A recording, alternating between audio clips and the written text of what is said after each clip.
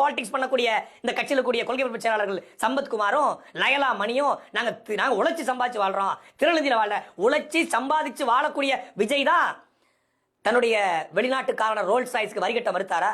நடிகர் விஜய் வரி ஏய்ப்பு செய்துவிட்டதைப் போல ஒரு போலியான கருத்துருவாக்கம் செய்து அவரை குறிவைத்து தாக்க முற்படுவது கண்டனத்திற்குரியது என நாம் தமிழர் கட்சி தலைமை ஒருங்கிணைப்பாளர் சீமான் தெரிவித்துள்ளார். இது தொடர்பாக அறிக்கை ஒன்றை வெளியிட்டுள்ள சீமான், விஜய் தான் வாங்கிய காருக்கு செலுத்த வேண்டிய நுழைவு வரி மிக அதிகமாக இருப்பதாக உணர்ந்ததால் அதற்கு விலக்களிக்க சட்டத்தின்படி அவர் நீதிமன்றத்தின் உதவியை நாடியது எவ்வகையிலும் தவறாகாது என கூறியுள்ளார்.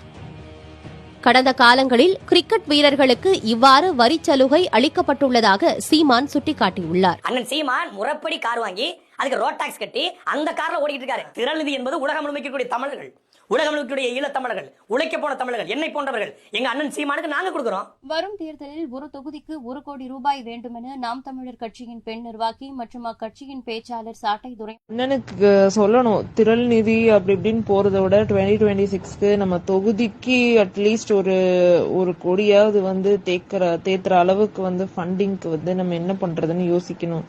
இல்லைன்னா இந்த மாதிரி அலையன்ஸ் இதெல்லாம் பேச்சுக்கள் அதிகமா உள்ளேயே பரவ ஆரம்பிக்குது. நேத்து நைட்டு அண்ணன் வீடியோ நீங்க போட்டீங்க இல்லையா, அதுல காலையில எந்திரிச்சு பார்த்தா 3 லட்சம் ரூபாய் கலெக்ட் ஆயிருக்கு.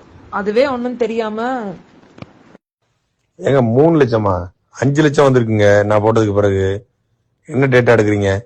1,36,000 ரூபாய் இருந்துச்சு. இப்ப எப்படி இருக்குன்னு பாருங்க. இப்ப வரைக்கும் சொல்றீங்க, நான் நைட்டு மட்டும் 8 மணி நேரத்துக்குள்ள நீங்க போட்டு தூங்கிட்டீங்கல்ல, 8 மணி நேரத்துல 3 லட்சம் ரூபாய் இருக்கு. நீ இந்த மத்த கட்சியை டீல் பண்ற மாதிரி அவங்கள்ட்ட போய் பேசாத, ஒரு வாரத்துல முடிச்சுட்டுருவாங்க. அதான் கடைசியில் நடக்க போகுது. விஜய் பத்தி யாராவது ஏதாவது பேசினாலே கமெண்ட் போடுறதுக்கு வந்துருவாங்க, கேவலமா பேசுறது. இப்ப சீமான் சிக்கி இருக்காரு. இப்ப என்ன ஆக போதில்ல, இவங்களும் பாதி பேர் இப்படிதான் அலைவாங்க. யாரு சீமான பத்தி எது பேசுவாங்க, அவங்களுக்கு எப்ப மரபணு சோதனை பண்ணலாம், யூரின் டெஸ்ட் பண்ணலாம் அலைகிற கட்சி இவனுங்க. அவங்க அந்த பக்கம் இருக்கிறவங்க எவனாவது ஏதாவது பேசிக்கலாம். என்ன விஷயம்னா, இப்ப ஒருத்தன் பேசுறான்னு வச்சுக்கல, நம்ம பேசிட்டு இருக்கோம்னு வச்சுக்கல, நீ சீமானுக்கு எதிராக பேசிவிட்டாய், நீ கன்னடன், நீ தெலுங்கன், நீ ஆப்பிரிக்காக்காரன், நீ மங்கோலியாக்காரன், ஒவ்வொருத்தனையா போட்டு இருக்காங்கல்ல. நீ விஜய் கட்சிக்காரனுக்கு போய் போட்டு பாரு. உன்னை வச்சு ஊம குத்தா குத்துவாங்க.